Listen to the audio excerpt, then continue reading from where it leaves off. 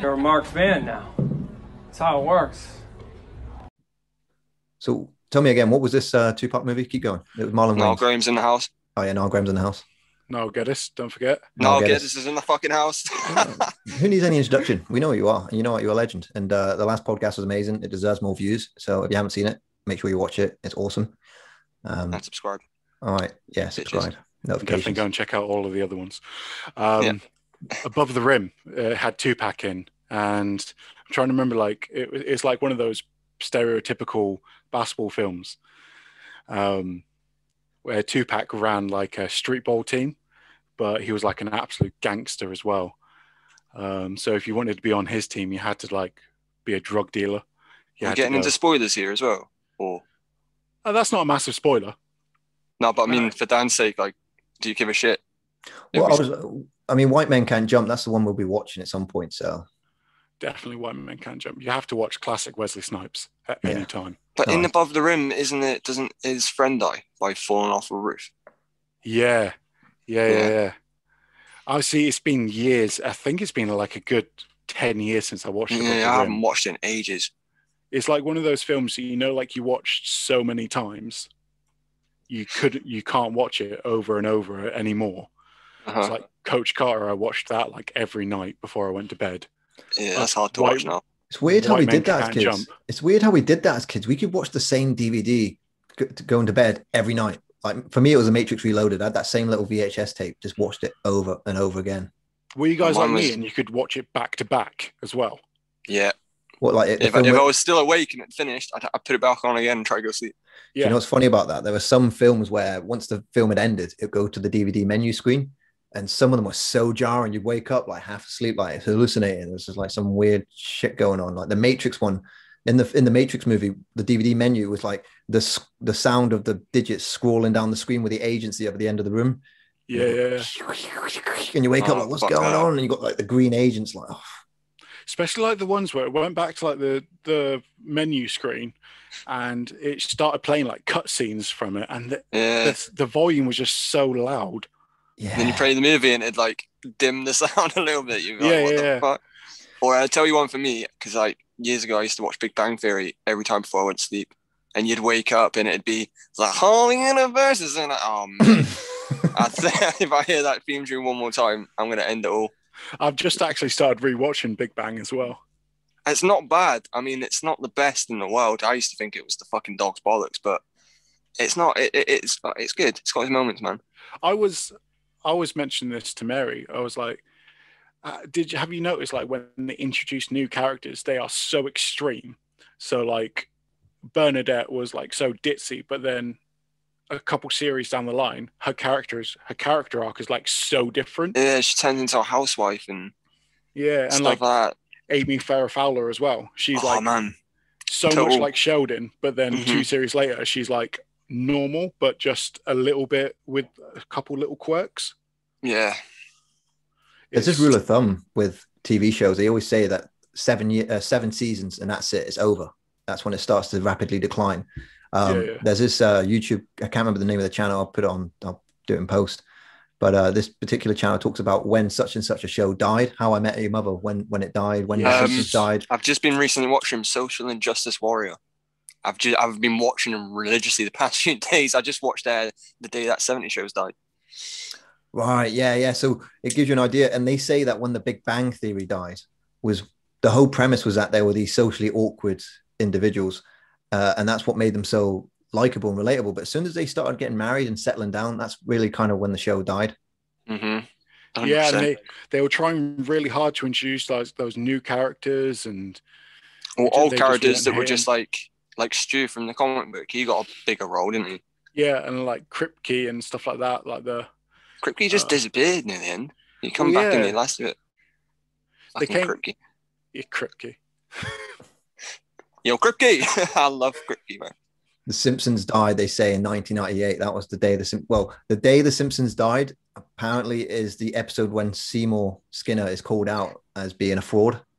That was the day the Simpsons died. I think that was season 9. It was one episode. The day the Simpsons died is when I grew some pubic hair. I can't lie. I have watched all the new series of The Simpsons, mainly because I was bored of my lunch breaks at work. and they're like a perfect sort of like time slot to fit on a lunch break.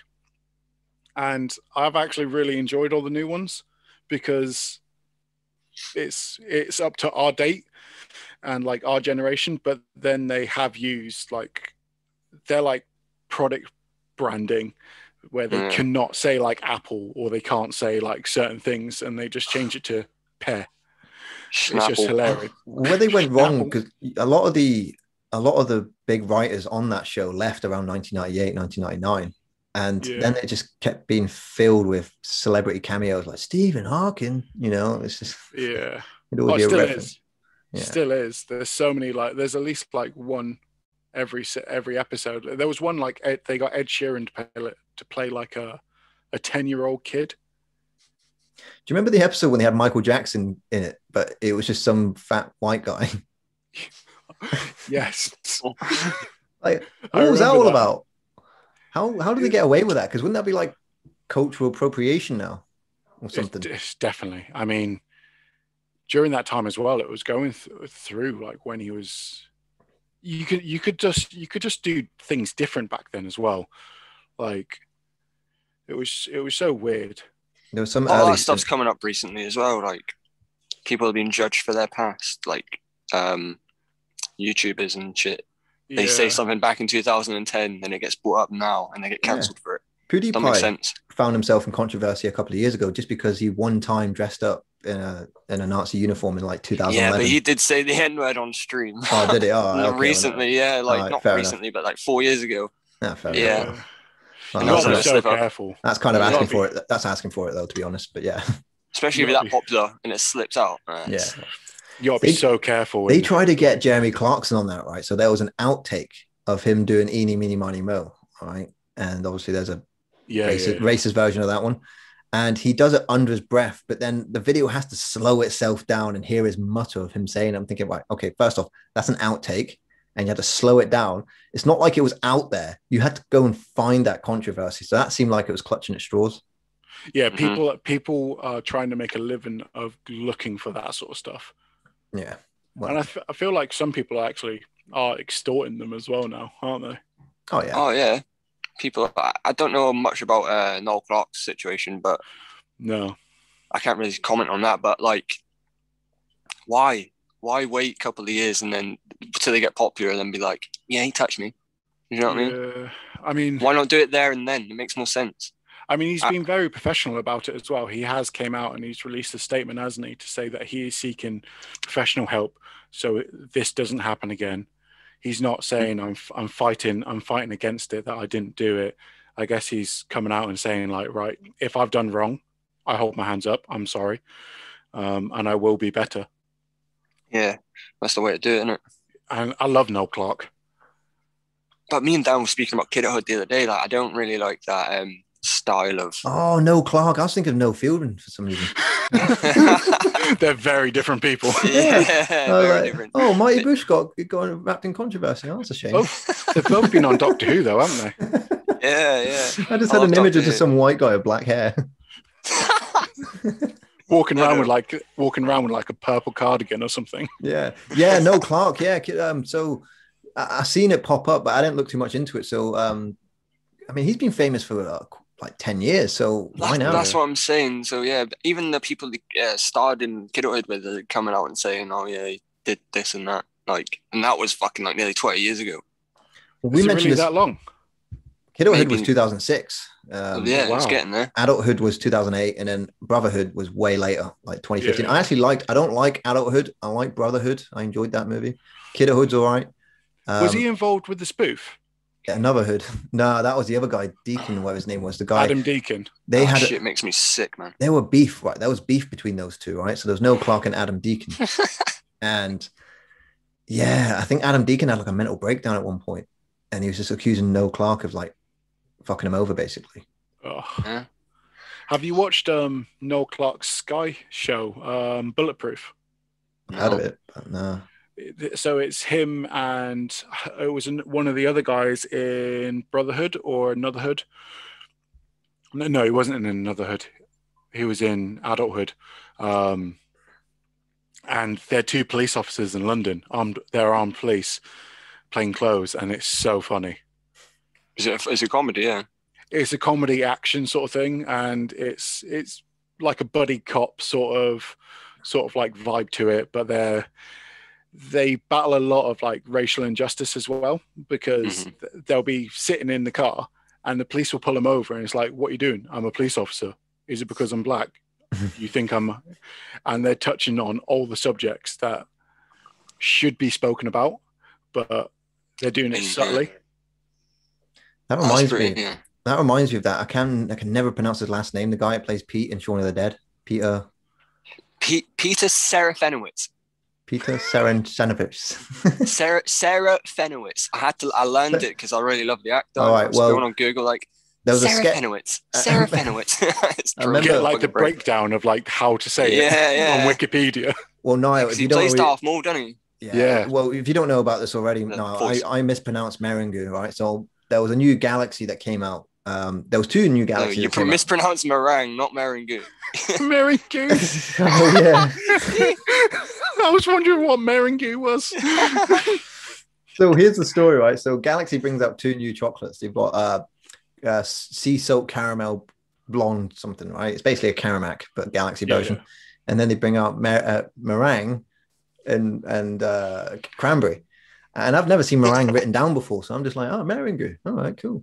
I'm chomping away on it, thinking, oh, this is not really, really nice. And I'm bragging to the boys on the Xbox about it, saying, oh, this meringue is delicious. And I'm like, what's meringue? It's like some sort of exotic fruit. I don't know. But this went on for at least 2 weeks, and we were like, oh, it must be meringue then. Yeah. When you said meringue, I thought you like just mispronounced mange too. Yeah. So I put the phone, I type it in meringue, and then I press it, and it goes, meringue. I was like, oh, my bad. I thought it's meringue. But you know, like, I didn't mispronounce it, but I pronounced it differently. You know, like you use a meringue. It just made me think, because you use your meringue with like strawberries and cream. You have Eton mess, don't you? Yeah. I used to think it was called eat and mess. Well, fair enough. Well, that's just, I think, like what would you call them things where you see a word written down, but fuck knows. I'd never seen Eton mess written down, because you always made it. You never bought it. Eat and mess. Yeah, it makes sense. But then I thought, oh no, that makes sense when everyone's saying Eton. I was like, oh, I thought you just like have to pronounce it weird. Was it made in Eton? Is that where it's originally? Originally, they made like a raspberry and strawberry pavlova. And the cooks dropped it. All right, so it was a messy.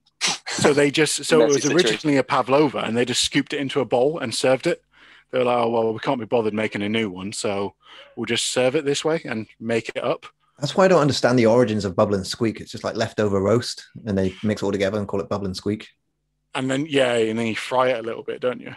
Or fried Bubble and Squeak, I love. Why Bubble and Squeak? Yeah, I love a big fried. I just don't understand the name. I think it was because you boil it up and you boil everything, so everything like emulsifies and combines. And I think the squeak was just because like the quality of meat that they could have, or it might have just been like, a typical London thing, because there were so many rats around. There was maybe like rumors of rats going into it as well to bulk out the meat. I remember learning history that back in the Victorian days, or maybe even before then, when people had babies, they had to put them like up on a shelf, otherwise the rats would just take out their eyes. That's crazy. So I don't know why I'm bringing that up. I could hear a baby crying. It's getting in my head. I thought, oh yeah, rats used to do that. Oh yeah. Make sure you put your little baby on the shelf. And congratulations, by the way. Tell us all about that. Oh yeah. Good segue to my newborn child, who will be on a shelf tonight. No, so it's going really well. My daughter's 3 weeks old today. Nice. You found out the gender, didn't you, there and then? Yeah, so we went for a planned cesarean because the baby was getting quite big.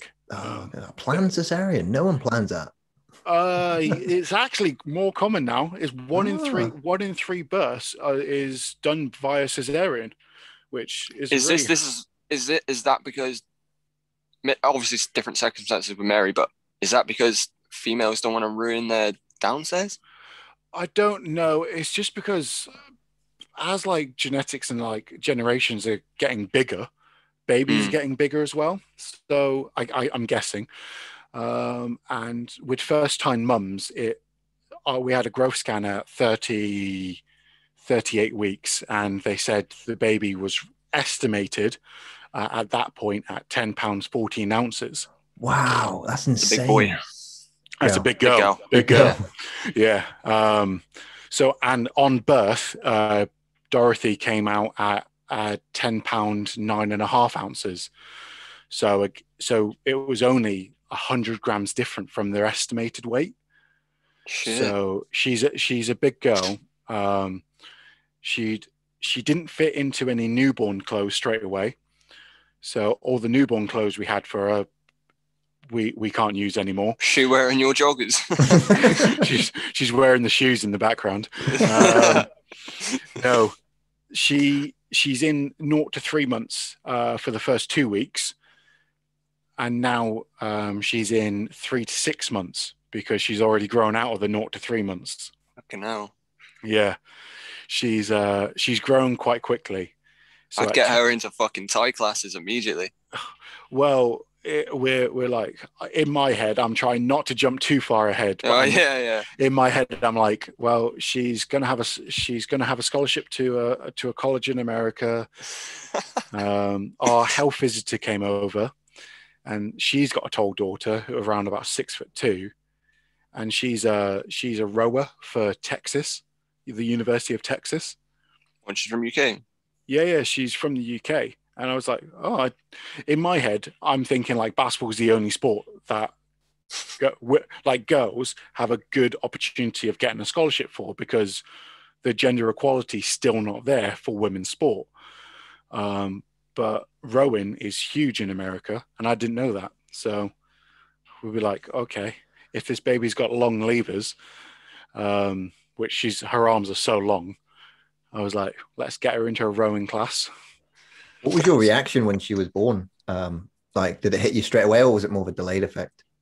I broke down and cried. Like, as soon as so it was like a whole circle of life moment where they held Dorothy up, because we had like a screen in front, because we didn't want to see the cesarean. Mary didn't want to see it. I wouldn't have been able to see because there were so many people around. So, the anaesthetist behind us asked me if she could take some photos. I had my phone with me, so she could take photos and I can concentrate on being there with Mary. And they took Dorothy out of Mary and then lifted her up, and it was like, you have a girl. And the way she was being held, it was like, yeah, it was like, from the day we arrived. It was. I just cried, and I head to head with Mary. I went, "We have a girl. We have. That's fucking awesome. Amazing, baby girl." So, because it was planned cesarean, there was none of this like 12 hours of labor nonsense. We went in on. So she was born on the 12th of April. We went in at 7 a.m. Yeah. Dorothy was born at 9:56. Easy. So yeah. It was round about an hour procedure. And then Mary had to stay in overnight. And then on the 13th, we were able to bring her home. Yeah, nice. Which a lot of people have turned around to us and went, you're only in for 24 hours. That's amazing. Ain't that common now these days? Yeah. I mean, it's at the moment because so many children are being born because no one had anything to do during lockdown. I used to know this midwife who used to come to the gym, and we're making small talk with her. And I said, me being the way I am, I just asked her, I said, when is the most common time for babies? And she said, September. And I said, how come September? She said, Christmas shaggers. Cold winter. It makes sense. Yeah, cold winter and shit. Yeah. So September's the busiest time. I mean, it differs from place to place, but for the most part, in the southwest region, it's I can imagine Alaska's full of fuckers, man. Oh man, yeah, for sure, yeah, because they get like 30 days a night, Well, they just got to make sure something good's on TV. And apparently Eskimos are rampant with it, but that's what I've heard. but apparently they're horning fuckers. Inuits, sure. Inuits, sorry. You can't say certain words now. What, is Eskimos bad? Yeah. Is that a bad word? Really? Yeah. Am I a fucking dumbass or what? No. I got told that because I was doing like nose to nose with Dorothy. And I said Sorry. that. Sorry, carry on. You're doing nose to nose with Dorothy.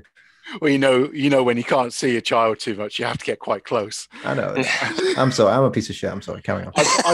I've watched The Lion King too much, and the way they like the lions like show affection to their cubs. I'm like, yeah, I'll do the same. Yeah, I do nose to nose with my dog. I don't want her to kiss me, so I just. So how's the process been? Has it been quite full on for the last 3 weeks? And is she all good? She's all good. She's feeding well. She likes to feed. So she's growing quick, and she loves to sleep. So we're quite lucky.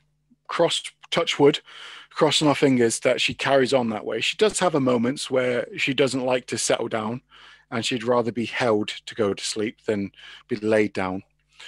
I don't think she's actually put herself to sleep yet whilst being in her crib. Currently she's still in the room with us because we're not going to put her in a separate room just yet because we like hearing her beside us. We get freaked out. Don't get me wrong. On the first couple nights, we wake up and we're like, is she still alive? It's so quiet. Well, no, I mean, it's not an irrational fear that you have there because SIDS, sudden infant death, between the ages of infancy to 2 years of age is more common than people realize. Yeah. And you just got to be careful. No one really knows what causes it. And they don't, and that's what they said. So before Mary was released from the hospital, we had to sit down and go through risk assessments. And they had to go through all the scenarios and like a lot of the stuff was like, we can't tell you what to do. We can advise you because hospitals might be liable that way. So like it's really weird, like generational things. So swaddling a baby, so like the way you wrap them is non-advised now because they like babies to have arm movement because if they're really restricted, they get flustered. So our baby loves to sleep, hands up. Mm-hmm. She looks like someone's literally went to her, stick them up. And she just sleeps like that the whole time. A lot of kids sleep like that, yeah. A lot of kids do that. Yeah. And like the way she like naturally sits on people is like, well, that must have been the way she sat in the womb. Like hand under chin, supporting her own head. That's where six-pack comes from, the abs. Because the way we're curled over, that's why we get those. That's why you get some people who have like slanted abs, like Sylvester Stallone and Alex Henderson. They're the only two people I know with slanted abs. And you bring out Sylvester Stallone and Alex Henderson. Yeah, and the reason why they have slanted abs is because when they're in the womb, they're sort of curled up at a weird angle. Sorry, Alex Henderson. And Alex Henderson told you this? No, it was a conversation. I found this out myself, but he remembers from his time in the womb. Yeah, I just know that he had slanted abs, and so did Stallone. So they're the only two people I know with slanted abs. Yeah, 5.5 packs. I used to always think that he stood like really weird to the side, Stallone, until you've just said that. Yeah. I mean, that guy had it pretty rough. You know what I mean? Like they used forceps that paralyzed his face, and he wants to be an actor. I mean, he pulled it off. Fair play to him, but he wasn't meant to. He wasn't supposed to pull it off. Didn't have good fucking genes either. His mum's a bit. I don't know what that's about. I mean, she actually died recently. I only found out like she died like a month ago. Yeah, like 2 months ago. Jackie Stallone's dead. I mean, she's 100. Of course, she's dead. Oh wow. But I mean, you're putting in a good life if you're up to 100. Yeah. But so funny when she went into the Big Brother house, and Bridget Nielsen, which was Sylvester Stallone's ex-wife, was in the house as well. And Bridget Nielsen was like, "Oh my God, Jackie!" And she's like, "Oh, Jackie." Oh, I didn't know though. She went into Big Brother house. I don't watch reality TV. Neither do I. I just looked at one bit up. Big Brother in like 2004 or something. It was ancient. Oh, was that when like Dennis Rodman went in? Yeah, Michael Barrymore and that. Oh, Michael Barrymore. No. Who else? George Galloway when he pretended to be a cat. Oh my God, why? Why? Why do you do that? Like, I would imagine being George Galloway and trying to get high. You'd never be able to do it. You'd be like, oh, fuck. God damn it, why did I pretend to be I was a cat? cat 15 years ago. I'm a politician and I'm on the ground going. Fucking hell. Who is the politician that went out with do you remember the Cheeky Girls? Oh, fuck. I barely remember them. The fact that you just mentioned their name, I remember them. Well, it's only because you mentioned a politician. Like a politician went out with one of them, didn't I'm a celeb, wasn't he, that guy? Yeah. Can't remember his name, but he was a douche anyway. I can't believe like that was actually chart music from them. Can't believe he's considered famous because he dated one of them. Yeah. Do you remember Jedward? They were in the Celebrity House. Oh, wow. Yeah. Here's a funny story related to Jedward. I apologize for segueing from one to the other. Please say you're going to you're related to them. No, nothing like that. I went to a college with a guy called Zach. Zach's a nice guy. I think he's a disc jockey now. He's doing something like that. And he was just Jedward obsessed. It just struck a chord with him. Next thing you know, he gets the Jedward haircut and all that. And then you start watching, because I was watching reality TV back then. It was just something to do. And every time there was some sort of Jedward related thing, you'd see Zach in the crowd, just like that. And then every time you saw Zach, he got closer and closer and closer within the crowd. Next thing you know, he's like fucking doing an interview with him. I was like, persistence, man. That's all it takes. You need that just sounds like, that Ed Sheeran song, Lego House, where they got like Rupert Grint to act like the obsessed fan. Is that based on your friend? I don't know, because like Zach's a cool guy, and I'm just thinking, why Jedward? And he's just, I don't think you can use Zach's a cool guy and Jedward in the same sentence, bro. Not true. But every time I had a question about Jedward, like Zach would be able to answer the question so easily. I'd say to Zach, why do they speak in an American accent? He says, oh no, it's a part of Ireland where they just speak like that. I was like, oh, okay. No, that's true, because a lot of Irish YouTubers sound American. Yeah, it's like the TV they were brought up on, wasn't it? Yeah. Probably the arse of nowhere in Ireland, aren't they? Just that rural community. But yeah, I mean, it was just fun. That used to be a little guilty pleasure of mine, was watching Celebrity Big Brother. I remember it was 2011. You had the Jedward. You had like Tara Reid and all them. Jim Davison. Yeah. Remember that paparazzi guy that had the fake abs? He had like a six-pack, but it was an implant. And I was thinking, wow, yes, this guy's built like a brick shit. And then he turned around and he had like a flabby back. I was like, wait a minute, something's not right here. Didn't Louis Theroux did a whole documentary on that, didn't he? Yeah, Under the Knife it was called.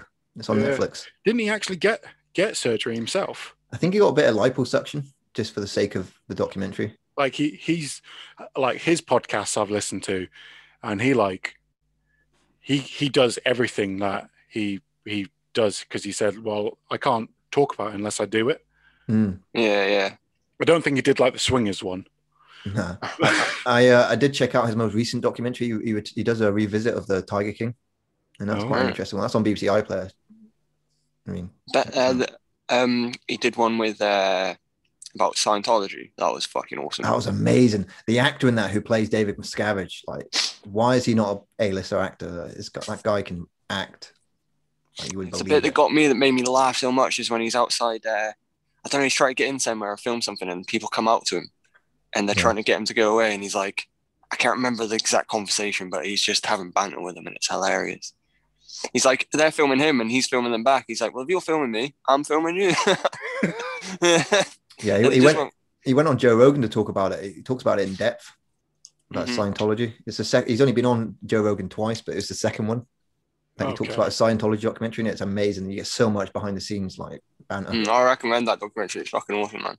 I mean, with the way he has made his career for himself, because he's been going for early 90s, I'm sure. Yeah, early 90s, but maybe before. I'm not a fan of his earlier stuff, like the Weird Weekends. I just don't do it for me, because it's not that they're bad. It's just he's done so much better since then that it's hard to go back. So my beard's really itchy. I'm not picking my nose, I swear to God. Yeah, mine's itchy. I just shaved. I just keep doing this. But yeah, I mean, it's hard to go back. I mean, except for that alien guy, that's a good one. Where he's just laying there like, I can't remember all the word he says. The old guy, he just pretends to be like possessed by an alien. He's having a fucking conversation for the psychic realm with an alien. Yeah. that's joke. That's so funny. Yeah, fucking what was I gonna say? Yeah, the eye thing. What you on about? Right, yeah, we meant to start off with that, weren't we? So Right. So to see like whether or not you are Illuminati confirmed, by the way, to see if whether you're left or right eye dominant, right? So you want to put your hands like this. Like I'm going to put it over my webcam, right? So it's dead on center. If I can see the webcam in the middle, so I close my right eye and it's a little bit to the left. But if I close my left eye, it's more in the middle. So I am. Wait a minute, what the fuck's going on? Yeah, definitely left eye for me. Yeah, I'm right eye. I'm right eye dominant. That's weird. I swear I was left eye dominant. Never mind. But that's like for anything like you do with like archery and stuff. So I have to learn how to do like that sort of stuff. I'm left eye. I'm left eye dominant. Yeah. I'm left-handed at archery as well. Yeah. I'm right-handed for everything, but when I box, I'm southpaw, which makes no sense to me, but it works. So, see, I think I would be because I have to because I'm right hand for everything, but my better eye out of my bad eyes, I can actually see a bit out of my left eye. My right eye is about I think they said 0.3% actually working, but my left eye has 5%, 8% still in. So, I mean, yeah, I need you. How but it's still 5% and 3%. So do you just see fucking darkness, or do you have to be really close to things? With my left eye, it's literally I have absolutely no detail. So I say 0.3% in my left eye and my right eye, sorry, but it's I see everything. Just there's absolutely no acuity.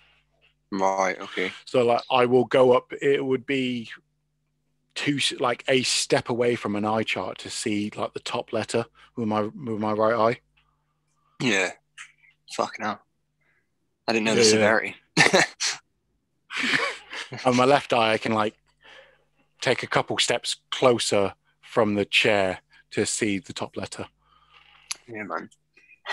Well, but you're still skilled in a lot of things, considering, Yeah.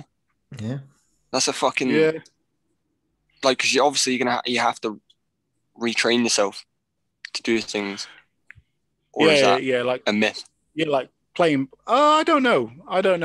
It's what we talked about in the last one, where you just adjust. When I played basketball and stuff like that, I played basketball for years, not thinking I was visually impaired. So even though I was, so you just do it. Is it just natural then? So it's fucking. Yeah. And we, I can play a bit. I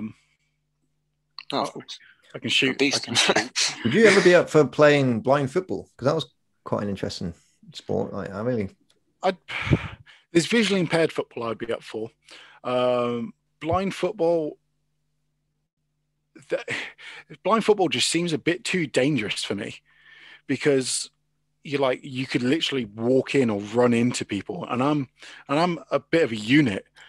Yeah, but I think they have people on the sidelines to sort of stop you from running off the pitch. Yeah, well, it's barriered. The pitch is barriered. Boink, doll. Well, I've seen I've watched so many compilation videos on YouTube about them just running into stuff, or broken noses within seconds. That ain't worth it. And I can't be bothered with that. This is rather play normal football and get hit in the face once or twice. Oh yeah, if I play football, I'll get hit in the face at least 2 to 3 times, because being a tall guy, they're always go in the box for a header. I'm I can never see the ball coming, and it normally not in the keeper. It's normally face first ball. Come like a Bolchinian. Remember we all... Is that from Men in Black? Yeah. Remember we started playing basketball year 8 when we first started the team, and we were the mutants at table 9. We just couldn't win a game for at least a good 2 years, and then year 10, that's when it all changed. It's like we were the ones who kept on training, and all the other school teams just didn't give a shit, Yeah, I mean, the only team that I felt actually trained was CCC. And we were never in their league by that time. Do you remember the year 11 tournament? Oh, what with the fucking steadheads? The Hulk. The whole team full of fucking 20-year-olds puffed up on fucking juice. I know, Dan. Well, I'll run this down for you because you weren't there. So hold on before we start. Right, remember year 11, we'd gone unbeaten up until this point. Carry on now. So through league play, we won our league, and so we went to the tournament, and like semi-finals we got to crappy school tournaments. They didn't play a full game. They played like a 10-minute quarter, so you have to be like on it from the start. And it felt like, so we beat the first couple of teams. We got to the semi-final, and we were playing against, I think it was Montague or Monsai. We were playing Eyes Lodge, some Kettering team. Eyes Lodge. It was Eyes Lodge. Oh, yeah. And it was like they just put their rugby team out against us, and they had no interest in scoring or playing basketball. They just wanted to hurt us. Prison rules, yeah. And we were athletic, but we weren't the biggest dudes, you know. So no. Pre-game, one of the players was in the bathroom, and they saw one of them punch in the mirror to get themselves psyched up. It was like, it's like they didn't care about playing because they lost in the final.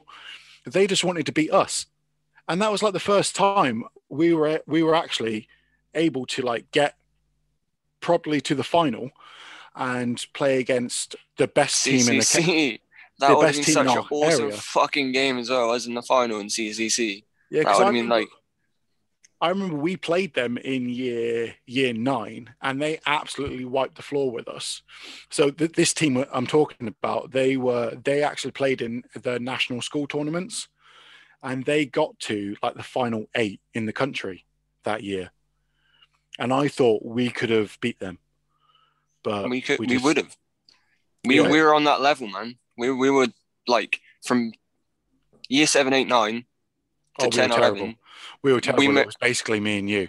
Yeah, and we made that jump, and then we introduced Ash into the team, and then that's what fucking changed the whole game. Yeah, we had Ash, and then credit to him, we had Perry as well, who was just another tall guy. Yeah, he's a tall guy. When he wanted to play, he could actually play, but he was more interested in just annoying the other team. Mm-hmm. And Perry would be that guy who just like piss off the other team just to give us an advantage, you know. Like he was that little shit. Yeah, he'd do like trick shots, throw a ball off people's faces and that, and like just get kicked out of the game. Yeah. I mean, I remember when we played for Corby, he would just turn around to me and go, how quick do you think I could get thrown out of this game? That's why you love Perry. If he didn't have a girl watching him, he wouldn't actually want to play. No. Fuck. Do you know what? Fuck Perry. Yeah. Never understand that rivalry between Kettering and Corby. You've never known two towns to hate each other so much. I mean, I think Kettering hate Corby more than Corby hated them, I feel. Yeah. But the thing, Kettering never actually had a team that we could play against. Like so after that we played for Corby in like a central venue league. It was always the Wellingborough team that we got like rival. And we could never beat them for a while either. Because our Corby team started off quite it wasn't shit, but it's like we weren't used to each other. Well, we didn't have the team. We were young as well. We were in an under 19s league, and we were all 15. 15, 6, yeah. Trying our fucking, but this is when we started getting actually pretty good at basketball. And we were smashing that league for a while. So we actually played against a guy for Wellingborough. So the Wellingborough team we played against, who we actually nearly beat, they have like 4 players that all play Division 1 in this country. And one of the guys, he was on, you know that Michael McIntyre TV show, The Wheel? Mm-hmm. He was on like one of the first episodes and won it. Oh, really? Yeah. Leon. And he stopped, like he turned around right at the end of it because the question was about Niagara Falls, like what state is it in or something like that. Mm-hmm. And he just put, I don't need the time. I know the answer. And he won 76 grand. Fucking hell, man. Is that the same show where like Michael McIntyre just shows up in their house in the middle of the night? No. Through the keyhole or something. No, what was that one? Midnight Games. Something, I don't know. I never watched it. Do you know when you see advertisements? If Michael McIntyre showed up at my house in the middle of the night, I'd punch him in the face. Like, it's not. I don't even dislike the guy. But I'm sure the people that he turned up to were signed loads of shit before he actually did it. Like, I declare that I will not punch Michael McIntyre in the face. Yeah. I don't understand how people can, like, how he takes a whole film crew in, and they don't wake up. And they don't wake up. Yeah. Like, of course they're waking up. Someone comes into your house, you're waking up. Someone told me. My brother's dad told me at a very young age, I think it not very young, I must have been about 15, 16. He was like, whatever you watch on TV is scripted. Everything. Yeah. Everything. Even shows that look like they're scripted. Well, even like, Hunted, the Channel 4 show. Mm-hmm. Yep, I remember that. There was, a couple seasons ago, there was that kid with a disability that won it. I think he had Asperger's or something. He was autistic. And he won it, but apparently someone I work with, his friend is a police officer and was like on the team that was like one of the capture teams, and they captured him within 10 minutes. Huh. And they told him, win it then? Well, they'd let him go. They were like, "This doesn't make good TV, so off you go again." And they just didn't show it. They just saw him walking on his tiptoes like a T-Rex and just thought, "There he is." Get him, boys. Ian Netherstreet. Yeah, just using like collectible Pokemon cards. Oh, piece of candy. Oh, piece of candy. I didn't think I'd hear the tiptoe reference again. It just hit me. How long do you guys think that you would last on Hunted if it was legit?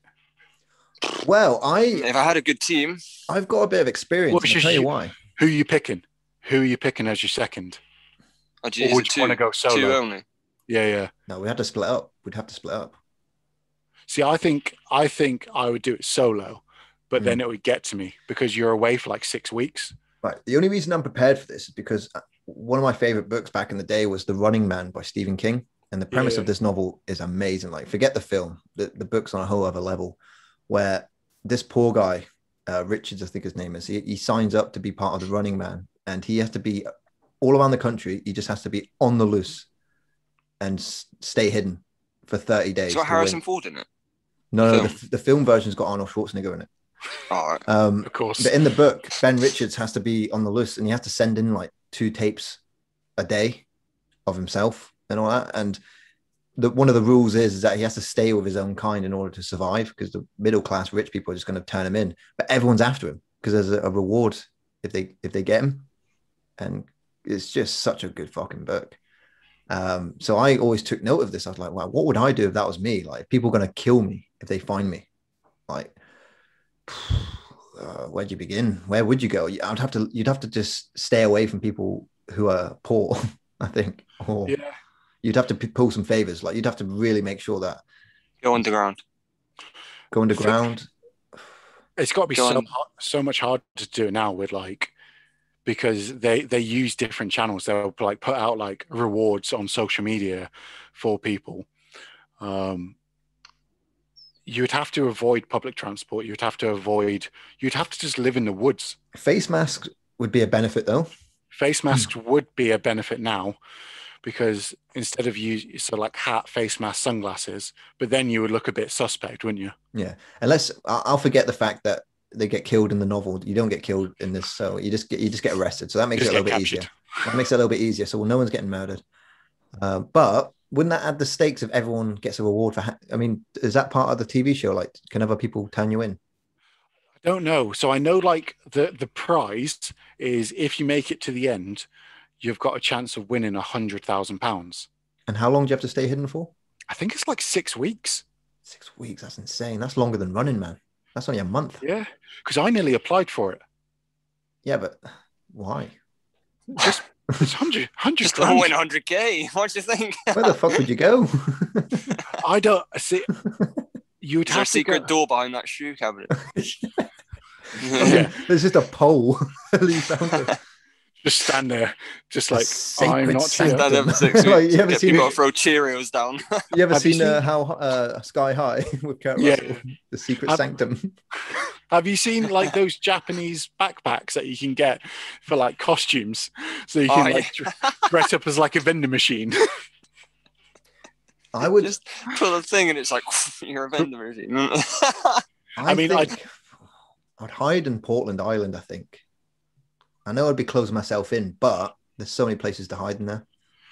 Yeah, you'd have to one, find a place that you've got no connection to as well, and because they'll go to like your friendship group, because they go to like your circle to try to figure out who you might get in contact with, and you'd probably have to try to find somewhere where you can scavenge, like fruit and berries and all that sort of stuff. Because it is strawberry season. Would it be too obvious though? I think.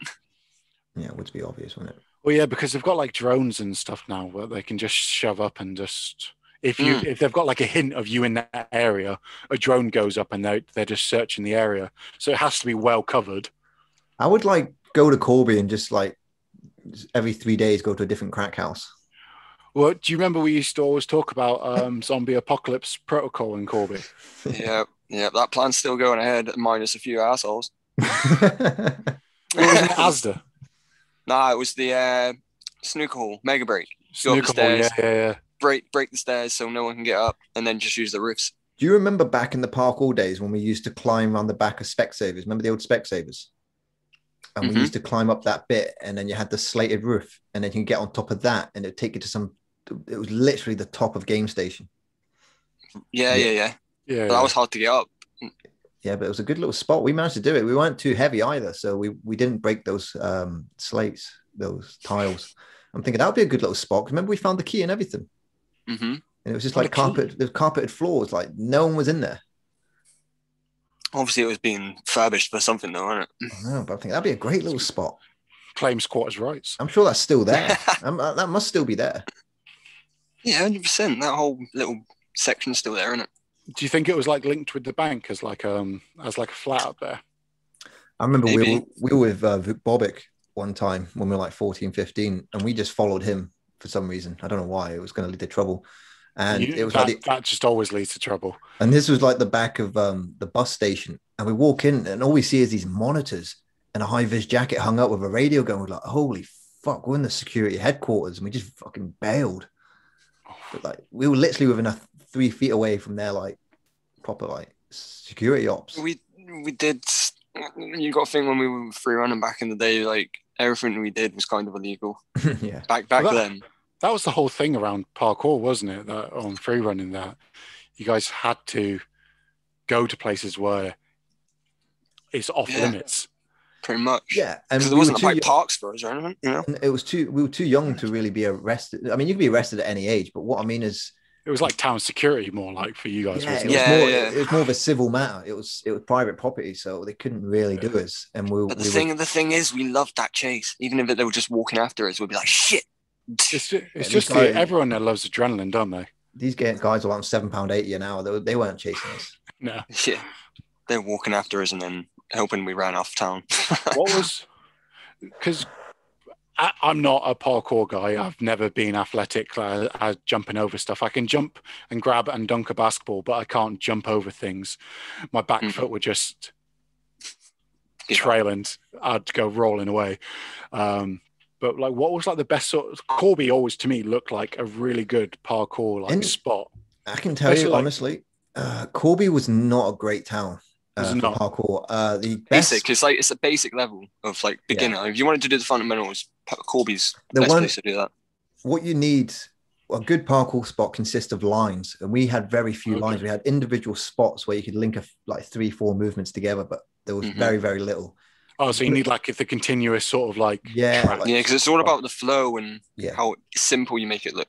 One of the most famous spots in the world. Corby free flow. Yeah, we'll talk about that in a second, right? So remind me to mention that.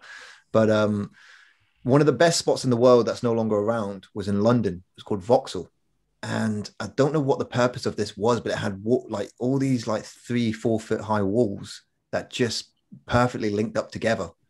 And it was just an absolute haven for parkour. But in terms of Corby, the only good spots that there were, even though they were very limited in lines, was the back of the GP near West Glebe. Okay. Mm-hmm. That was pretty decent. And you had the Conity Centre. They were really the only best spots. And the roofs behind the old Netto. Yeah, I was about to say it's now Home Bargains. Yeah, Ryan McGuckin's the manager, isn't he? Is he? I haven't seen him in years. No, well, I saw him about several years ago, and he was the manager. Nice. And it's like, Gucky, right? I used to love going down to Home Bargains when we were younger because I always just used to chat to David Cleary. Nice. I boycotted Home Bargains for a few years. I drank a Rockstar, and then I went into a bath and farted, and it resulted in diarrhea. We've all had that moment, don't worry. I just farted in the bath, and I was like, why is it brown? And it wouldn't stop. I was like, oh my God. Why is it brown? What? I didn't have food colouring earlier. Just brown farts coming out my ass in the bath. Brown It farts. wasn't brown farts. It was just shit. Shit was coming out your hand. You know, Brown farts. I've just pictured it like Kevin and Perry when they're in the sea. It's a floater. It was just like, slowly coming towards him. I was traumatized. Yeah, I was traumatized to fart in the bath for years after that. I was like, so that's why you don't fart in the bath. Brown farts. Yeah, I had brown farts. yeah. So I didn't go to Home Bargains for years after that. You shit yourself in the bath. I've just pictured like you get the fart bubbles and it's just coming out of the water all brown. Yeah, why are these bubbles brown? It was bubbling squeak. You don't want to fry that off with your full English. Bubbling keek. Bubbling shit. Bubbling fart. I had to sit over the toilet and just squirt out Rockstar fucking brown farts. You know, like when one of those foods hit you. So for me, it's always like something really like. A couple of weeks ago, I had like a full tub of Ben and Jerry's. Oh, nice. What flavour? Birthday cake. Oh, nice. That's a good one. I've never tried it before, and I thought we'll have it because our daughter's just been born, so we'll have it as a celebration. I just ate the whole tub to myself. And I spent like a good 3 hours on the toilet. Spitting up brown farts. just going at brown farts for the next few hours. I walked right into that one, Jesus. Brown farts with some the sprinkles. doctor's like, I'm sorry, Daniel, but it looks like you've got a severe case of brown farts.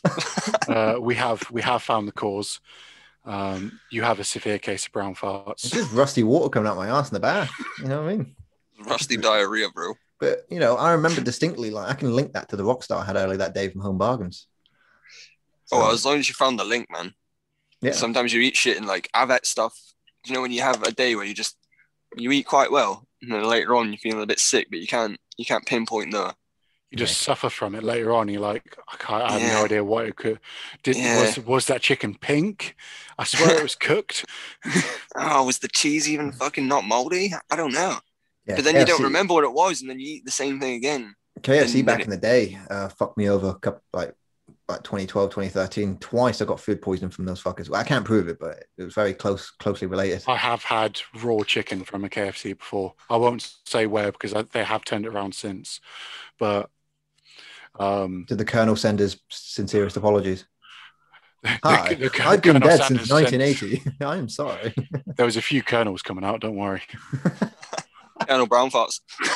Colonel Brown farts. I'm gonna go to a KFC next and go. Can I have a? It's a good name for like a shit rapper. Brown farts. MT Brown Change farts. that gravy. Change that gravy names to Brown farts. Brown farts. What would your rapper's name be? MC Brown fart. MC Brown fart. Rockstar Brown fart. Oh man. I did a shit. I had to squeeze out a shit so fast before this podcast because I knew it was starting. Like a shit out an organ came out. I tell you what, like when you do it, and you feel like I am definitely going to prolapse. So I'm definitely going to prolapse. Mate, do you ever get ring sting? You ever had ring sting? Like rings. For those who don't know, ring sting is like when you push a shit so big out that your arsehole doesn't have a chance to dilate. So you're like, that's why I like about 10 hours afterwards, your arsehole's stinging. Well, yeah, it just stings instantly, and there's nothing you can do about it. You're helpless, and that's why I like to take a shit in the disabled toilet. So I've got those handles to grab onto and to brace myself if I do get ring sting. I used to when I go to airports, I used to always make sure that I went in a busy like toilet, and I would sit there. And normally I have something dairy, and it does not sit well with me. and my teammates would dare me to shout something. So I used to always just sit there and just shout, "Release this demon." Who does number 2 work for? That's right, buddy. You tell him. Might need a courtesy flush there, pal. Release this demon from inside me. Yeah. And I was in Germany once, and I just heard, "Oh, Scheiße." Oh, Scheißen. Where's me? What is it with middle-aged men and explosive diarrhea? Like every time you hear some dude go in the cubicle or some businessman, you just hear. You know what I think it is? It's the ones that you have to pay like 20p or 50p for, because you got to make it worth it. Mm-hmm. I used to always find that if I'm paying to go into a toilet, I'm getting the most out of it. I'm like making sure there's free Wi-Fi, sitting there watching an episode of Big Bang or the Save Room podcast. You never know. Yeah, taking a shit, watching the Save Room. If you've got some time, stick on an episode. That's it. Shout out to the Save Room. Make sure you don't use headphones so everyone else can listen to it as well. Yeah, that's it. Yeah. That's a brown fart story. Yeah. Recommended way of once you're pushing out some brown farts, you can listen to it. That bloody rock star of Milne Bargains. I knew it. Person in the toilet, like looking at his hand, phone in one hand, watching the podcast, and the other hand with a rock star. It's like, oh no. There's a big caution on the back saying may cause brown farts. May contain brown farts. Warning, watch the Save Room podcast, Niall, episode 18, before drinking this drink. Speaking of, shitty KFC food, this takes me right into the whole McDonald's ice cream scandal that I want to bring to your attention. So there's this YouTube channel called Johnny Harris, and it is full of random information, but he does deep dives on all sorts of things like junk mail. And quite recently, I caught his episode on why the ice cream machine's always broken in McDonald's, especially the franchises. So you ready for this? Is it because they can't be asked? They have to let the machine fucking, or is it a bigger conspiracy than that? That's what I said to Dan before we started. Yeah. Here's how it works out, right? So anytime most McDonald's sites consist of franchises, so they just get the rent money and the licenses, and they don't need to worry about anything else. So when someone wants to take on a franchise, they are in contract, in an agreement with McDonald's to use certain brands of machinery and tools. So they have to use an ice cream machine made by a company named Taylor. But Taylor makes all sorts of ice cream machines for Wendy's, In-N-Out Burger, and there's no issue with them. But there has to be a specific type of Taylor model that only McDonald's can use, and it always breaks. And it's supposed to break because the technicians that get called out have to be Taylor technicians, right? So there's some sort of weird closed market synergy going on. And the reason it might break is overnight the overnight staff will hit a button saying like, you've got all that ice cream at the top and it has to heat it up or something like that. And if it's down by 1 degree, it will fail. So they'll come in the next morning like, oh, fuck, we can't run it again. And it's like, if they fill it up too high, for example, that will mess it up. And then they have to call a technician. The franchisee is the one that has to pay for the technician to be called out, what they call the guy. And it can be anything up to like $400 a call out just for it to break again 3 weeks later. It's crazy. And there's this one guy this entrepreneur who found a patch that you could plug in by USB to make the menu more accessible and easier to handle. And all these franchisees were on board with it. And McDonald's then brought out a notice saying, we will void your contract with Taylor if you use this software. It could be dangerous, even though it's not. Yeah, it's because it's not their own. So they would have had that contract embedded from day. Yeah. And there's parts of the user manual that are missing from the stores, and only the technician has it. There's a secret menu code, like a 4-digit number that you can type in on the machine that will take you to the secret menu that franchisee managers and employees don't have access to. What we need like a leak. We need someone at Taylor. If you listen to Save Room podcast, come on, help out McDonald's. Help the brothers out here. No, because McDonald's and Taylor benefit from one another. Help the franchises out. Come on. Franchisee, yeah. Ronald, the staff out. Ronald needs you. Because I bet the staff get loads of abuse when the ice cream machine's off, and then they can't be like, "Oh, it's Taylor's fault. We're not wait for an engineer." They always say some bullshit like the ice cream machine's off tonight or something. Like they lie. Yeah, they lie to you. It's that one specific type of Taylor machine. Like all the other machines work just fine. But McDonald's has some sort of special thing going on. So my advice it's like is in the bookies though. Actually, when I worked in there, and I don't give a fuck about this bookie, so I don't give a shit. They're you get the bandits do like roulette, all that shit, and then you get the football machines. You know, where you put football bets on, rugby bets, basketball, it's pretty much all sport. And they're like the McDonald's machines. They're separate, so you have to wait out for an engineer for those specific machines to come in. So if someone loses like 100 quid in there, like it swallows it, it's gone. We can't do it. And as the staff, we have to lie to them as well and say like, oh yeah, the machine's broke, blah blah blah. But it's not. We have to wait till the fucking engineer comes out. Yeah. That specific engineer for them, I can't remember the company's name. I'd blast them if I fucking did, but yeah, it's bullshit, man. And it's obviously if it's happening in the bookies and McDonald's, separate machines, it's happening fucking everywhere, isn't it? I reckon it happens across the board on like many different like things. Yeah, so it's like closed market tactics. Yeah, greedy bastards, man. That's what it is. It's like iPhone, I know some places the jack. They got rid of the jack, didn't they? Yeah, the headphone jack, and like they're not putting in a wire, or no, they're not putting in the plug 3.5 millimeter. They're not putting in plugs anymore with their phones because they're saying they're trying to be more eco-friendly. They're not putting in headphones. So you have to charge it on a USB that takes fucking 12 hours. Yeah. I mean, I do have. You can do like wireless charging, though, can't you? I've got a wireless charger. Are they good? For overnight, it's good. One where you just put it down on it. Yeah, like yeah. So I didn't buy the Apple one because it was like £45 for a charger, and this one was like £12, and it works fine. It doesn't charge it like quick, so it's more of like an overnight charge. It's good because as soon as it's charged as well, it just turns itself off. That's pretty clever. And it's just like it's the same size as my phone. I've got the iPhone 12 Pro now, and it's like the same sizes of it, so it fits on it perfectly. And for a person like me, being visually impaired, I've broken charging points in my phones before. They're so I can't easy see to where break, I'm putting though. it in. Yeah, that bendy bit like just wears out after a while, doesn't it? It's like the bottom bit. It's like it disconnects from the charger. I've got an iPhone 5 sitting there and it will not charge. Obviously, it's something wrong with the iPhone 5, but yeah, I remember I had. Can you guys remember this phone, the Dell Streak? I remember the Sony Ericsson that we shared porn files to. Oh yeah, just the audio just played at 12 phones got confiscated. I had the Dell Streak. I think it was like one of the only phones Dell brought out. It was like one of the first sort of like their only Android computer looking like phone. And I broke the charging pins within like a couple of months, but the insurance wouldn't fix it for me because they were like, oh, well, that's a user error. You can't claim on your insurance for it. So I had to get like a perfect angle to actually use it. That's all it can, mate.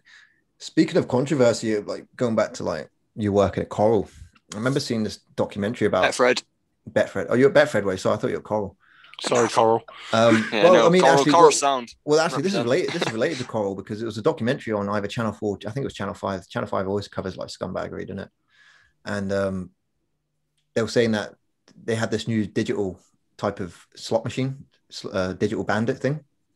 But because of new legislation, they're only allowed to have 4 per premise. So that's why you see multiple Betfreds in one place or multiple Corals in one place, because that way they can have 8 machines rather than 4. Is that because it turns into like casino? No, it's nothing to do with that. It's just because a real machine runs on an old school machine will be analog, so it can't. But digital, there's so much more trickery that can go on. I mean, we can. I mean, like me being there, I've never personally seen any of the staff fuck around with someone's machines, but there is like buttons at the back. You can turn their machine off. You can add money to it. You can take money away. You can but there's no way of fixing it.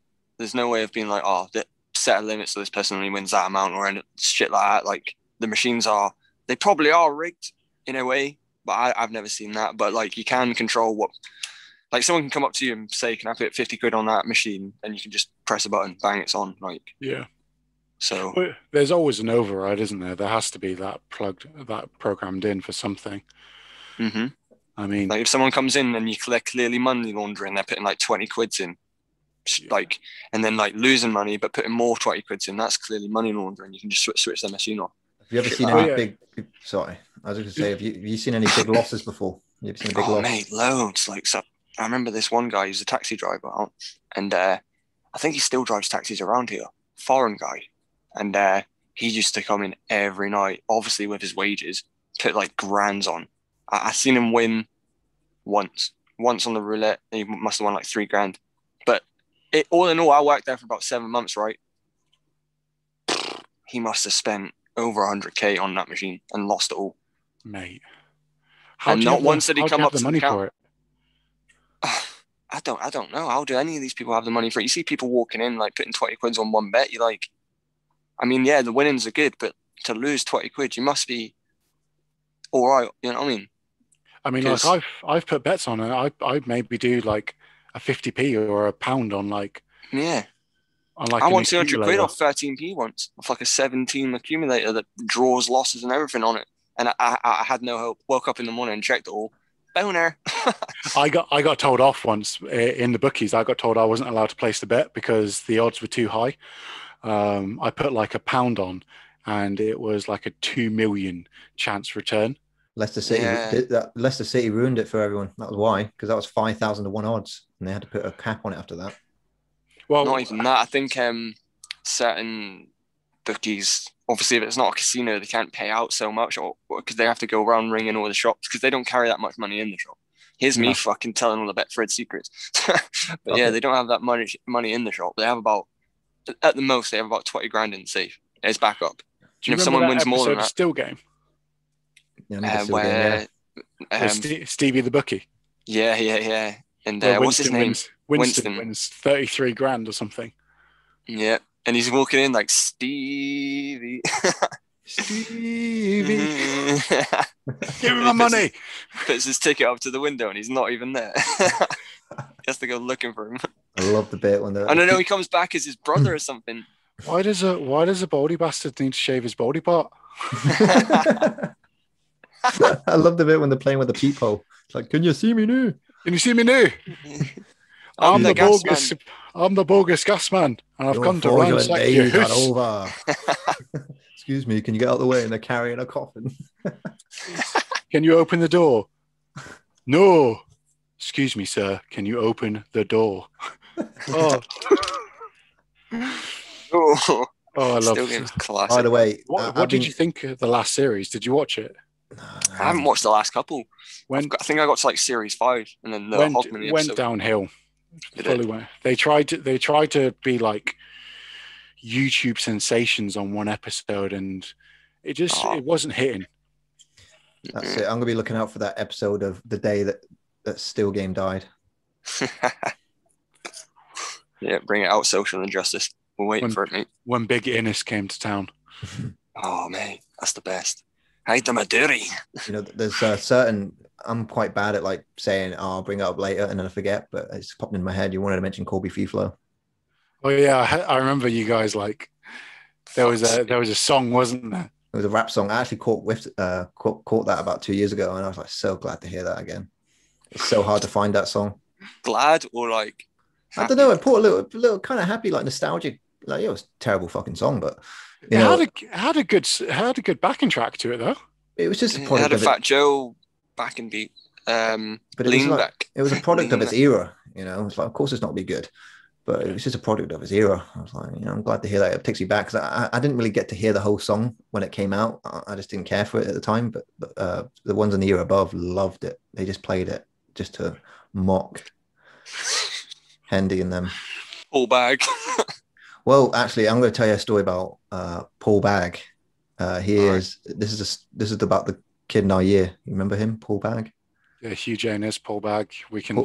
Paul Bagg. He goes under many aliases. I nearly said many aliases. Paul Bagg. His name rhymes with butter. Right. So Paul Bagg came to. We used to have these little Corby Free Flow meetings with Hendy's dad and all that. We're trying to secure some sort of funding, because this was during the Labour government when you could get money for fucking anything, right? So it's like the golden age of the Labour government. It's like, we want 120 grand to start a parkour gym. Okay. But we had to keep going to these meetings for about a year. And one day we just sat there watching clips of Ong Bak with Tony Jaa. It wasn't relevant. We're just like, oh, we're just sat here watching Ong Bak. But anyway, so Paul Bagg comes along and he's like, we should name the team Corby Free Run. And I just looked at him, I was like, mate, why are you even here? This has nothing to do with you. He goes, he went bright red, more red than you don't even go here. Yeah, he was like literally one of those. But I just remember his face went bright red because like he was the only one that wanted to call it Corby Free Run. I was like, no, it's Corby Free Flow. Why are you even here? We didn't ask you to be here. Go home. He was like nearly in tears. Bless him. Remember that time Paul Bagg tried to get in your car and we just left him? You know when you said like Paul Bagg and you said his name rhymes with butter, I'm like racking my head like, who is it? And then as soon as you said, like, we didn't even want you here, it just clicked. Yeah, so one time these two guys from Aberdeen came over to visit us, and they were like superheroes to us because they could do shit way better than we could ever do, and we didn't know what the standard was. We thought we knew what it was, and these guys that from Aberdeen come along are fucking amazing. Start doing backflips and kicking footballs and shit. It was mental. Oh, you never seen anything before like it in your life. Well, now you have, but back then you hadn't. And my mum comes to pick us up and we all go get into the car and Paul Bagg comes along and I just turn around and I just went, where do you think you're going, hotshot? But you wouldn't have enough room for him in the car anyway. Yeah, but he just comes along. I'm like, where do you think you go? And we all get in the car and drive off and play the Saints Row demo on my Xbox 360. And it was like the best time ever. Nice. So he played basketball with us, but Did he? No. This other guy. Do you remember Ariel? Or Ariel? Yeah, I remember Ariel. Yeah. He was a man of many talents. He used to do parkour with us as well. I watched him catch and shit. He caught a pigeon with his bare hands. I saw him do it, right? So with it by the old post office and a pigeon flies into a bush and he just goes, shh. And he sort of goes on top of the wall and just starts crawling along the floor and he puts his hand in the bush and just goes, look, pigeon. Where was he from? He was from the Philippines, wasn't he? Yeah, from the Philippines, yeah. He was crazy at basketball. Like for a guy, he was crazy good. For a guy who was like 5'7", 5 foot nothing, probably. Yeah, 5'6" or something. He could get the rim. Yeah, he was a talent, man. He should be more popular than he is. He was just a mystery, wasn't he? Because like he had like 10 kids. We didn't really know anything other than his name. I coached one of his kids. Is he good? Probably is. Well, he was like same height as Ariel. Can he touch the rim? I don't think so. But because I used to see him all the time, and he always used to love playing basketball with us.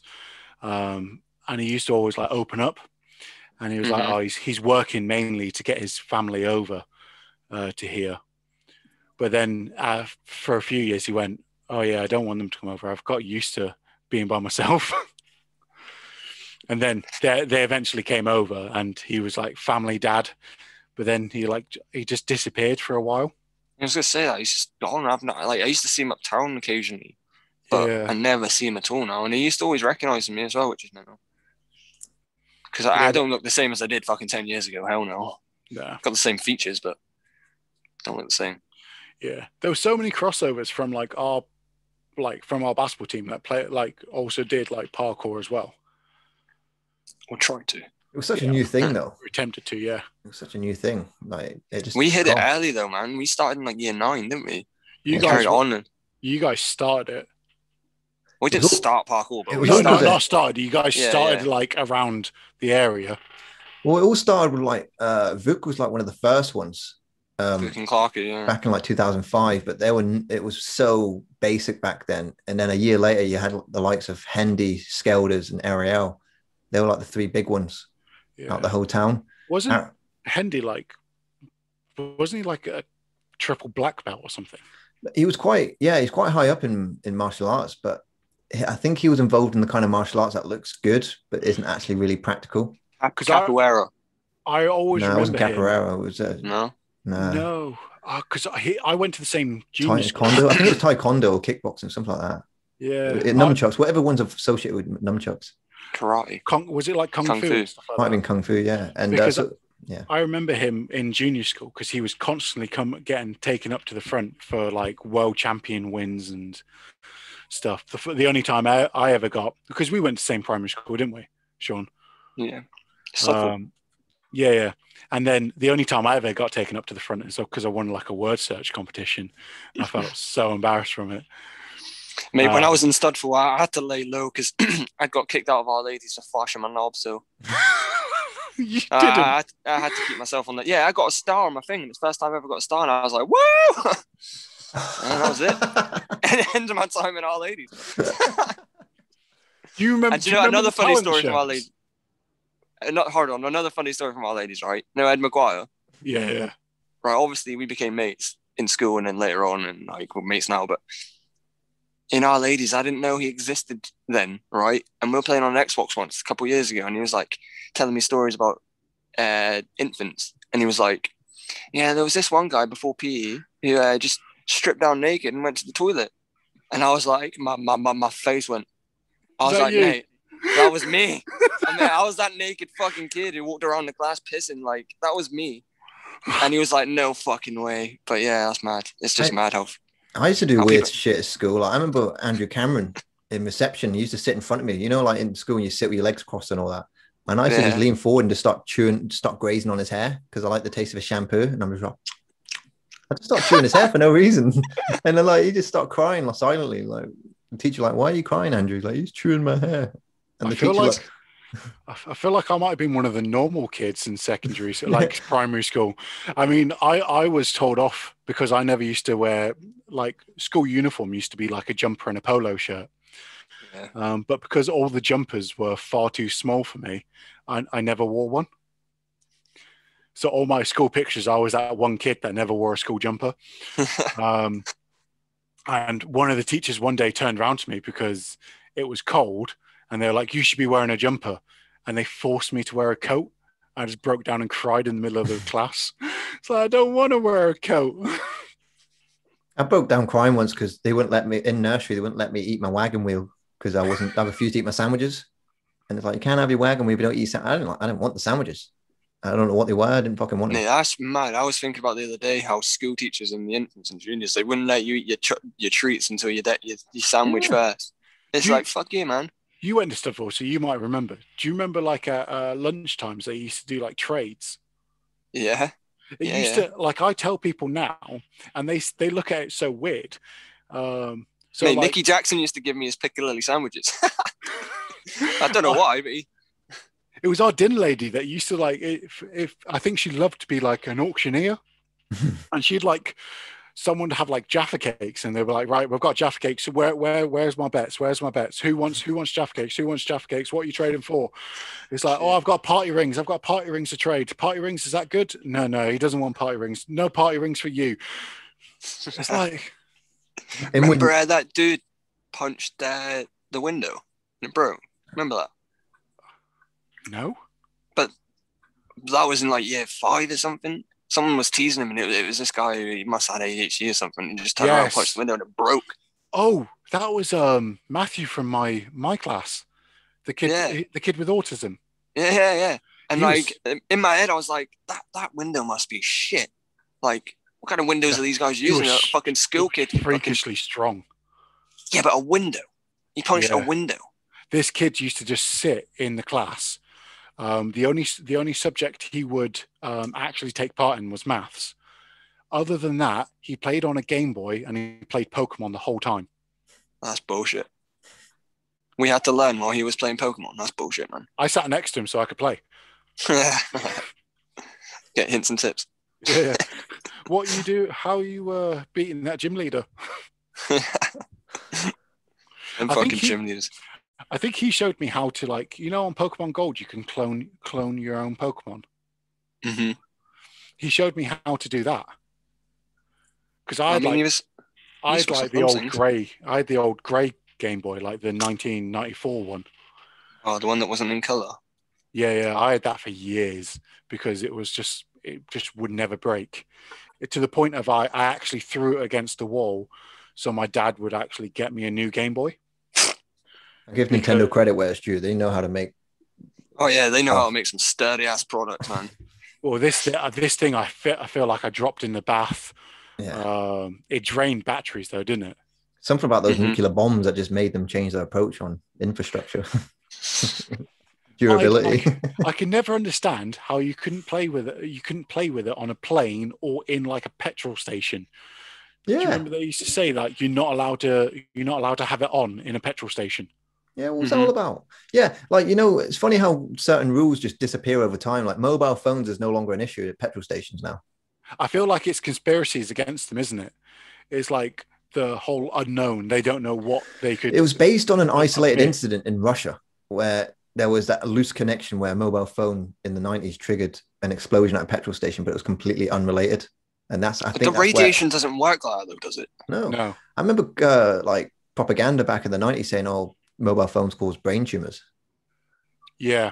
I can see that one, though, more than the fucking blowing up petrol stations. But I never see... You're holding a radioactive machine to your face the whole time, sometimes. Not as much anymore, but... I just remembered something. Right, so it's 2008, or whenever I moved to Weymouth, and I'm topping up my phone to get credit, because I still had the shitty Sony Ericsson phone by this point, right? And I step outside to do the thing, and the guy goes, "No, you'll blow us up."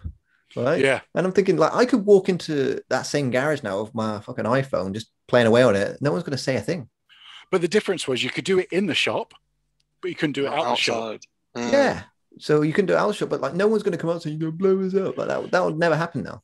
Because I remember as a kid, I'd be like playing my Game Boy in the back of the car, as you do. And my dad's turning around to me like, "You have to turn it off now." I know, it's weird. Why?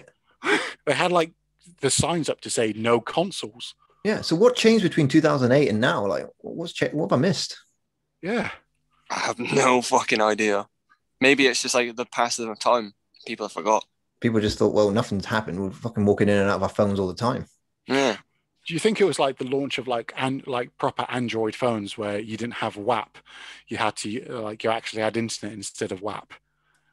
WAP. Do you remember WAP? Yeah, it took about 10 minutes to load a page. You put like £5 credit on your phone, but you click the internet button by mistake, and you're like, "Oh no, oh no!" Yeah, it would have that little globe symbol, wouldn't it? Yeah. And then after you close it, it's like your credit is now empty. Didn't even load anything up. Why? Never mind 3G. It was just that 1G symbol, wasn't it? Yeah, I don't think it was 1G. It was just a globe. It was just E. Yeah. E. No, not EE, just E. Just E. Just half an E. But have you guys noticed that? Like with the differences phones now. So like my phone is 4G but 5G enabled. But a couple of years ago, like if you had a 3G phone, everything loaded like super quick. But now as soon as you hit 3G, it's just so slow. I think it's because I think that's with like the same as graphics. Back in the day, graphics, we wouldn't be like, "Oh, these are shitty graphics." We didn't know any better. Yeah. Now it's like graphics are insane. If you go back and play an old game, it's like, that's shit. I think it's the same with 3G. Yeah, just what we were used to at the time. So now 4G's come out and it's faster. We go back to 3G. Every phone's like 4K enabled as well, isn't it? Yeah. Cameras are like fucking... 5G's a weird one. So the way 5G works is it works on shortwave rather than long wave. So it has to be like, there has to be hotspots everywhere. Like it's going to be installed in lampposts where they're like receivers because it can only work from a short distance. So there's going to have to be like more cell towers up then, isn't it? Everywhere, yeah. And like I'm not on board. I'm not on board with the conspiracy theory, but there are people out there that go ape shit over 5G. I first stumbled upon it in 2019, way before COVID. I was about to say if there's any like conspiracy theorists watching this, they're fully turned off as soon as we mention 5G. Yeah. Well, yeah. It just, you know what I mean? Like, we ain't diving in mad, are we? We're not. Nah, like. I want to be objective as I can. So if people are saying, "Oh, there's health-related issues to 5G," I'll bear it in mind and see if any stories come out about it because the truth sooner or later reveals itself. But people are going apeshit. People this time last year thought that COVID was related to 5G cell towers and burning them. That was ridiculous. It's like, all right, look, I'm sure there's health implications to 5G, maybe, but I doubt it's causing COVID. People are just because I get it, right? See, back in like 2012, 13. I loved conspiracies, any conspiracy, I'd jump on it, like, oh, that's fucking interesting. So I think now I've grown up and like I question things more. People that just getting into conspiracies, they dive straight in and don't even question things. They're like, oh yeah, that's fucking the government's work. Do you know what I mean? They don't question it. It's the government, man. It's the government. Yeah. I mean, I don't know much about it, but the idea of having shortwave, whatever it's called, data. Shortwave radio. I don't know if it's radio, but it's bandwidth. Shortwave bandwidth. Shortwave bandwidth, like everywhere. Like, I would like to think that it doesn't cause any issues. So let's hope not, because it sounds like it'd be useful as fuck once it's all up and running. So, yeah. You know what I mean? 5G is just rapid, man. Boom, boom, boom. Well, I'm like, where did I go? I went into Leicester, and that was like 5G enabled, and it was just like I was on 100 meg Wi-Fi. Wow. I'm looking forward to trying it out. You know what I mean? Yeah, stream something, stream the Savouring podcast. Yeah, well, we're not even HD, so we load pretty fast anyway. Yeah, we're 720. Yeah, something like that. Is that classed as HD? 720 is HD, yeah. 1080. Well, but low end. By the time we get our own studio, 5G will be up and running. So when I used to work for Leicester Riders, and I did all their filming, I would only shoot in 540. Mainly because I'm filming for like 2 hours, 2.5 hours at a time. And if I filmed in anything higher than that, I'd have to switch memory cards because I could only ever find like a 32 gig memory card. Original YouTube videos were compressed down to 144p. Yeah, I remember like classic NBA compilations I used to watch back in like 2005, 2006. The pixels like the size of this window that we're looking through right now. Yeah. But back then we used to think, look how clear that is. Yeah. I remember seeing a cutscene for Spider-Man tie-in movie game for the GameCube. The cutscene, I was like, wow, look at those graphics. I remember when I played Tony Hawk's Pro Skater on the GameCube, and I thought like the graphics were like so good because the characters spoke. Yeah. But the mouse never moved. What's insane about PlayStation 1 games is like how it has to render there and then. Like you can't even go like 3 feet without there being nothing. It's just popping. Yeah. It's like, how did we accept that back then? Like you're playing Tenchu or so we knew. What was like the frame rate back then? Fuck, what was it? That'll be like 25 or something. No, because I think you could still get 64. No, the N64, that was terrible, right? So that would be anything up to like 10 to 20 frames per second. All right. Because I suppose CDs can load in. It takes longer to load in, but it loads more. Yeah, it does. It loads more. I think with my PlayStation, I get like, I don't know how much. I know people talk about it, and I think I get like over 100. That's a PS5? PS4. Oh. Yeah. So you still get. My nephew brought over his Xbox Series X, and my mum's got like a brand new TV, so we hooked it up, and I think it was 120 frames per second, and literally, it looked like it was 3D. Like I had 3D glasses on. That's how good the depth was. Like he was playing Forza 5 or whichever one it's on now, and you could literally just see fucking fields like it was there. It was unbelievable. I've seen the gameplay on the new PS5. They use like triangles on this one. Yeah.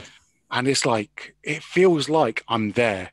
It's like I'm watching like a David Attenborough 4K like documentary, but Tomb Raider style. It's awesome. Incredible. That's awesome, man. Anyway, I'm lagging, man. I've been at work all day. I'm fucking lagging, man. Bear with me. I need some coffee. Yeah. No, it's just because I've been up since like 6 a.m. Just feeling that. Well, we might have fucking Jeff Crabtree after this, so yeah. Who knows? So here's fucking. Did you watch our first podcast with that Iron Patriot dude? Yeah. What did you think of him? Bit weird. I don't want to. It's gonna kill our views, man. Having him on.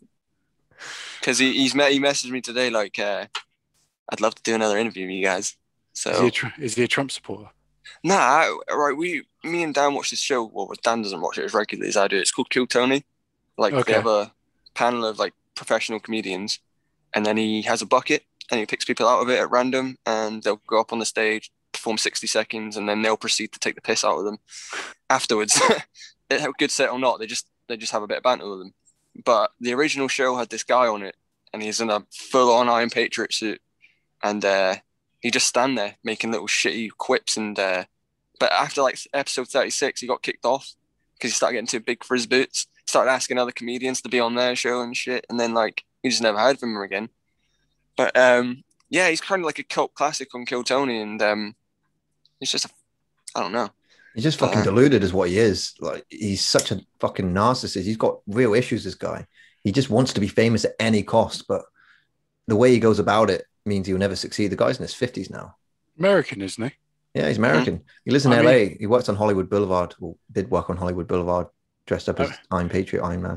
I can't lie. I mean, when I watched it, I thought you had like the Rolling Stone Raider on there. Who wants some? I'll give it. They look similar. So do you reckon we should do it again, or you do you? Niall saying no. You get him on. You get him on like one of those like. He'll probably be hilarious on like your reviews. I don't know. We're doing so well right now. I don't want to fucking kill that momentum. If you feel like it's not going to work, don't do it. We'll do it. We just want to upload it. We're just going to do an intervention on him and just say, like, look, we'll do it and see how it goes. We're going to do it. Yeah, we're going to do an intervention on him. And but just if he starts talking about, because the first time he was like, kill Tony this, I want to see like Tony. Last time I had sex, Tony. It was all Tony. It's all like pining over Tony. Just let Tony go. That's what we're going to say to him. We're going to do. Yeah, we're going to pull an intervention on him in the nicest way possible. Like, dude, you need to fucking refigure out your life. Or if you upload it, make sure you put like, this is an intervention. Yeah, I'm Patriot intervention. Yeah. Good fucking idea, Niall. Start an intervention series. Yeah. Try to make the Iron Patriot likable. And every 20 minutes, I'm just going to say to him, like, if you upload this, I'll fucking kill you. You do not have permission to upload this video. Because that's what he does. Won't get it anyway. That's what he does. He uploads other people's videos to his channel. Ooh. If he's in it. Or not even that. Even if he's not in it, he started doing Kill Tony for no reason. Won't they just get claimed? Yeah, they have. Yeah, they've been cleared. Right. You ready for this one, right? He spent $75,000 on Google Ads to get one of his videos up to 1 million views, right? And eventually, he got so many copyright infringements for uploading Kill Tony, for uploading Red Bar. Red Bar, yeah. And that channel got deleted. So that's 75 grand gone. Well, yeah, and you're not going to make that much from the ad rev or like revenue back, are you? No, because he's paying for it. Not because he wasn't even making ads off his YouTube videos. He was making ads for YouTube. Yeah. Yeah, because he's going to be as soon as he's loading, he's getting claimed, so he's not making money on them. Exactly. Yeah, it was a bit mad. He's just obsessed. He's obsessed. So we're going to hopefully do something in about an hour or two. I'm going to put my head down for like 20 minutes, and then I'm just going to hopefully I'll be in a cranky mood. So that way I just won't give a fuck. I'll be like, dude, I won't be mean to him. I won't be a bully or anything like that. But I'm just going to give it to him straight and be like, dude, fucking what you all about? Sort your life out. You got to go into it nice and then just flip it on him. Like kind of ask him about Red Bar, blah, blah, blah, and then bam, fucking. Yeah, I'll be like, do you realize Red Bar doesn't like you? I'll be like, Jeff, are you on the spectrum? Just answer this right now. Are you on the spectrum right now? Tell me. Did you know? Because Red Bar was trying to make him say racist shit. Yeah. As well. I was like, are you aware that this guy doesn't care about you? And then he proceeded to fucking upload Red Bar clips, and that's what got his channel fucked. Oh, wow. I think it was more the Kill Tony that killed him. No pun intended. Nah, because Red Bar, he commented on someone's reply saying, yeah, Red Bar didn't like the videos I was uploading, so he killed my channel. Yeah, fair enough. Yeah. But yeah, do we have any scene in our man? What we saying? I'm sorry. I just want to say real quickly, because we're not yet like making money, can we still have grounds to stand on to have YouTube pull his video off if he does upload our video? You can report it. Yeah. Because you can definitely report stuff like that because if it's your material and you haven't given right for him to use it, even if you're not making money of it, you can still get him. No, that's okay. Because it's still copyright. He's taking stuff from our channel and putting it up because we ain't going to send him the file this time. You know what I mean? So yeah, but he'll still be able to rip it off YouTube and do it. If he does that, then he's. Fucked. But then he's using an illegal YouTube downloader. Mm. Yeah. Well, we've got a special video in case he fucks us over.